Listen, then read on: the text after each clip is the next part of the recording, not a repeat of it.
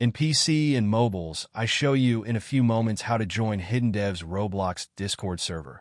For this, we will start with the way in PC, since we are here, and then I will explain you how we can do it also in mobiles. To do this, click on the Discover icon that we can see in the lower left corner of our application. Now go to the search box that you will see in the upper right corner and type HIDDENDEVS Roblox.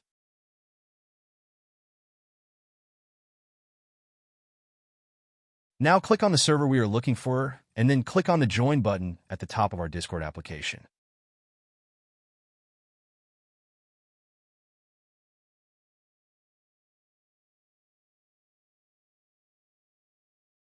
Congratulations, you are already inside the Discord server on PC. On mobiles, it is quite likely that you cannot do this same process, as it does not usually show the option to discover. That's why I'll leave a link to access to this server in the description of this video. Simply access the description and click on it, and thereby automatically access the Discord server without doing anything else.